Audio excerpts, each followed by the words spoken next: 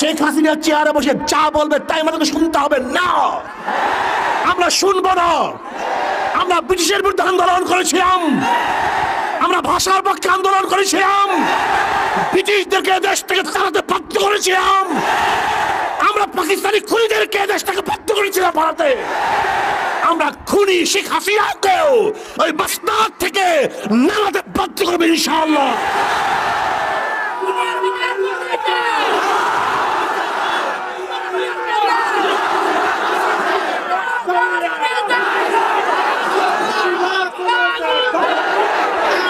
যারা শহীদ হয়েছেন তাদের রুহের মাগফিরাতের জন্য আজকে এই আয়োজন।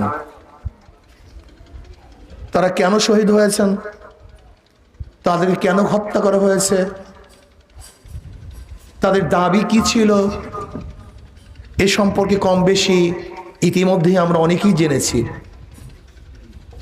তারা দাবি করেছেন কোটা বিরোধী আন্দোলন, কোটা থাকবে না, কোঠার বিরুদ্ধে তারা আন্দোলন করেছিলেন, দাবি তুলেছিলেন মেধার ভিত্তিতে চাকরি হবে, কোঠার ভিত্তিতে নয়। 56% কোঠার ভিত্তিতে চাকরি হচ্ছে। চিন্তা করা যায়, কোন কোন ক্ষেত্রে দেখা যায় অনেক বেশি। এর কারণটা কোথায়, এর কারণটা কি? একটা ছেলে একটা মেয়ে সারা জিন্দেগি পড়াশোনা করবে, মেধার যাচাইতে যখন সে উত্তীর্ণ হবে কিন্তু কোঠার কারণে সে চাকরি পাবে না, এটা যৌক্তিক কোনো কারণ হতে পারে? এটা হয়? এই কোটা কি? এই কোটা হলো, এই কোঠার মাধ্যমে আওয়ামী লীগের সমস্ত সন্ত্রাসীদেরকে প্রশাসনে নিয়োগ দেওয়ার একটা মাধ্যম। আজকে দেখেছেন প্রশাসনের অবস্থাটা কি? সব জায়গায় আওয়ামী লীগ, সব জায়গায় ছাত্রলীগ, সব জায়গায় দলীয়করণ। বাংলাদেশের এমন কোনো ক্ষেত্র নাই যেখানে দলীয়করণ নেই। চাকরির ক্ষেত্রে খোঁজা হয় যে এর বাবা কি করছে, এর দাদা কি করছে, এর তালুই কি করছে, এর খালু কি করে, এর দুলাভাই কি করে। যদি গোটা বংশের মধ্যে আওয়ামী লীগের বাহিরে কেউ থাকে তার আর চাকরি হয় না। এটা কি দেশ? এ দেশ হতে পারে? হ্যাঁ, আজকে নিরস্ত্র ছাত্রদের উপরে যেইভাবে গুলি চালানো হয়েছে, আবু সাঈদের উপরে গুলি চালানো হয়েছে, মনে হয় যেন পাখি শিকার করলেও এইভাবে শিকার করা হয় না। আবু সাঈদের কাছে কোনো অস্ত্র ছিল না, আগ্নি অস্ত্র ছিল না, তলোয়ার ছিল না, কিচ্ছুই ছিল না। সে লাঠি নিয়ে দাঁড়িয়ে বুক পেতে বলেছে আমার বুকে গুলি দাও, অমনি তার বুকে গুলি দেওয়া হয়েছে। এই গুলি আবু সাঈদের বুকে দেওয়া হয় নাই, বাংলাদেশের প্রত্যেকটা নাগরিকের কলিজার মধ্যে গুলি দেওয়া হয়েছে। বাংলাদেশের প্রত্যেকটা নিরাপদ নাগরিকের বুকের উপরে গুলি চালানো হয়েছে। এই গুলির টাকা কার ছিল? ওই আবু সাঈদের টাকা ছিল। ওই আবু সাঈদের ভ্যাটের টাকা, ট্যাক্সের টাকা দিয়ে যে গুলি কেনা হয়েছে, সেই গুলি আবু সাঈদের বুকে বিদ্ধ করা হয়েছে। আজকে ছাত্রলীগের কাছে কোনো মানুষ নিরাপদ নয়, পুরুষ নিরাপদ নয়, মহিলারাও নিরাপদ নয়, তাদের ইজ্জত নিরাপদ নয়, টাকা নিরাপদ নয়। আপনারা দেখেছেন ছাত্রলীগ কি করেছে? নিরস্ত্র ছাত্রদের উপরে অস্ত্র নিয়ে ঝাঁপিয়ে পড়েছে। আপনি কি দেখেছেন? নিরস্ত্র ছাত্র এবং ছাত্রীদেরকে তারা হত্যা করেছে। আপনারা কি দেখেছেন? আজকে হাজারো ছাত্রদেরকে পঙ্গু করা হয়েছে, অন্ধ করা হয়েছে, বিকলাঙ্গ করা হয়েছে, হাজারো মায়ের বুককে খালি করা হয়েছে। আজকে যে অস্ত্র দিয়েছিলাম আমাদের বাংলাদেশের নাগরিককে হেফাজত করার জন্য, আর সেই প্রশাসন ভারতের ওদেরকে কিছু বলতে পারে না, ওদের উপরে গুলি চালাতে পারে না। প্রশাসন শুধু আমাদের জনগণের উপরে, বাংলাদেশের জনগণের উপরে, নিরীহ জনগণের উপরে তারা গুলি চালায়।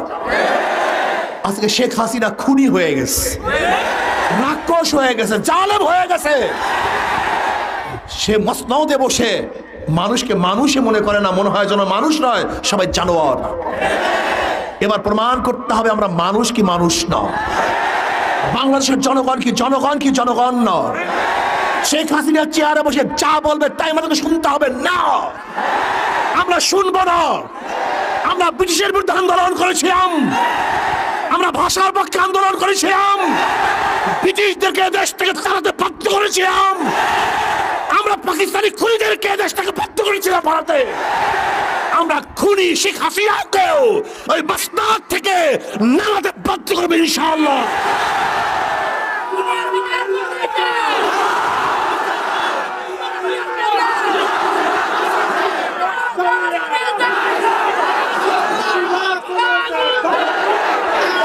এখন আর আন্দোলন কোন এক গোষ্ঠীর কাছে সীমাবদ্ধ নয়, এই আন্দোলন গোটা বাংলাদেশের জনগণের আন্দোলন, এই আন্দোলন গোটা মাজলুমদের আন্দোলন, এই আন্দোলন জালেমদের বিরুদ্ধে মাজলুমদের রক্ষার আন্দোলন, এই আন্দোলন শাহী ওই সমস্ত জালেমদের শাহী মাস্তাদকে ভেঙে চুরে মাজলুমদের পক্ষে শাসক নির্বাচন করার আন্দোলন। যতক্ষণ পর্যন্ত এই জালেম সরকার, এই খুনি সরকার, ফ্যাসিস্ট সরকারকে আমরা উৎখাত করতে না পারবো ততক্ষণ পর্যন্ত রাজপথ ছাড়বো না ইনশাআল্লাহ। প্রিয় ভাইরা আমার, আমরা এমন পর্যায়ে পৌঁছে গেছি, এমন জায়গায় চলে গেছি, ব্যাক করার কোনো সুযোগ নেই, পিছনে যাওয়ার কোনো সুযোগ নেই। তুমি কি জানো যদি আন্দোলন বন্ধ করে দাও, হাজার হাজার মানুষ জেলে ধুঁকে থেকে মরতে হবে, হাজার হাজার মানুষ গুম হবে, হাজার হাজার মানুষ খুন হবে, ব্যাক করার কোনো সুযোগ নাই।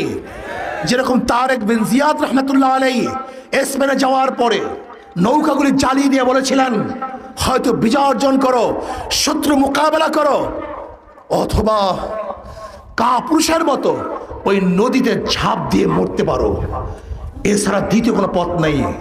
হয়তো শত্রুর মোকাবেলা যুদ্ধ করবে, অথবা কাপুরুষের মতো নদীতে ঝাঁপ দিয়ে আত্মহত্যা করবে। ঠিক আজকে আমাদের সামনে যুদ্ধ ব্যতীত, সামনে অগ্রসর হওয়া ব্যতীত, মোকাবেলা ব্যতীত, বিজয় ব্যতীত দ্বিতীয় কোনো পথ নাই। হয়তো বিজয় হবে, অথবা বঙ্গোপসাগরে ঝাঁপ দিয়ে মারা যাবে।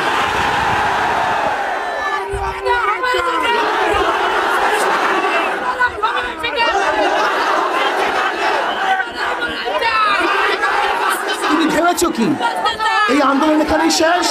না, যদি কোনো অবস্থাতে চুপচাপ হয়ে যাও, রাস্তা ছেড়ে দাও, রাজপথে উঠে যাও, তাহলে সরকার কিন্তু উঠবে না, এবং মামলা শুরু হবে, হামলা শুরু হবে, নির্যাতন শুরু হবে, হাজার হাজার হাজার হাজার মানুষকে গুম করা হবে, খুন করা হবে, পঙ্গু করা হবে।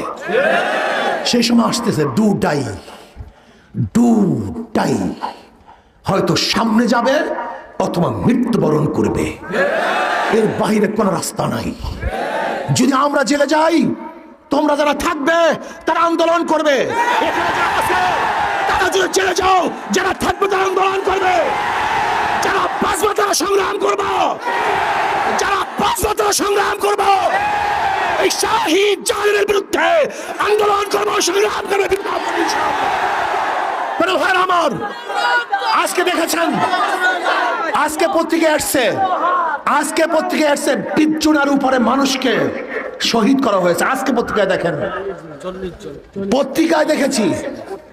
অথচ আপনারা জানেন এই পত্রিকাগুলি সম্পূর্ণ সরকারের দালালদের পত্রিকা।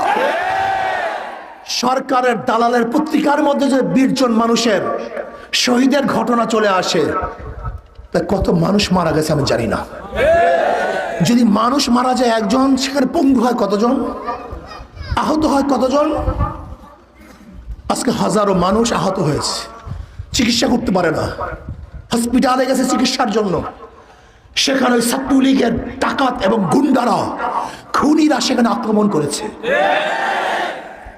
চিকিৎসা করতে পারেন, সেখানে অ্যারেস্ট হয়, তাদেরকে জেলবদ্ধ করা হয়ে অবস্থায় আজকে হাজারো মায়ের বুক খালি করা হয়েছে, হাজারো আমার বোনকে বিধবা করা হয়েছে, হাজারো বাচ্চাদেরকে এতিম করা হয়েছে, হাজারো মানুষ আজকে কবরের মধ্যে চলে গেছে। আবু সাইদ আজকে দুনিয়ার মধ্যে নেই। নরসিংদীতে আমাদের ছাত্র আন্দোলনের ভাই শাহাদাত বরণ করেছে গতকালকে। এই শাহাদাতের রক্তের বদলা না নেওয়া পর্যন্ত শপথ করো কেউ রাস্তা ছাড়বো না। ইনশাআল্লাহ রাস্তা ছাড়বো না, মরবো, রাস্তায় মরবো, কুকুরের মতো সিঙ্গারের মতো গর্তে মারা যাবো না। ইনশাআল্লাহ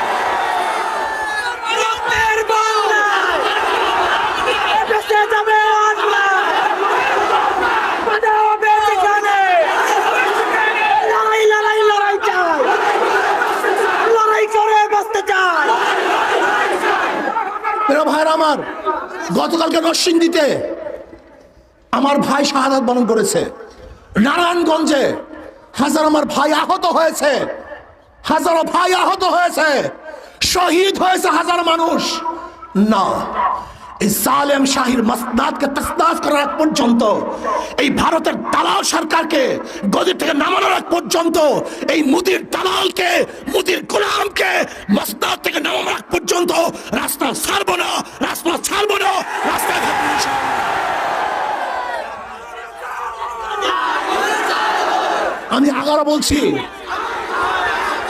আবারও বলছি, যদি মরার জন্য ঐক্য হও, কেউ মরবে না। আর বাঁচার জন্য যদি বিচ্ছিন্ন থাকো, একজন বাঁচতে পারবে না। খুঁজে খুঁজে বের করবে, খুঁজে খুঁজে বের করবে। দুটাই, দ্বিতীয় কোনো পথ আমাদের নাই, দ্বিতীয় কোনো পথ আমাদের নাই। হয়তো আমরা বিজয় অর্জন করব, অথবা শাহাদাত বরণ করব। যারা আজকে মারা গেছে, আমরা তাদের জন্য দোয়া করব। আল্লাহ পাক তাদের জিন্দেগির সমস্ত গুনাহ খাতা মাফ করে দেন।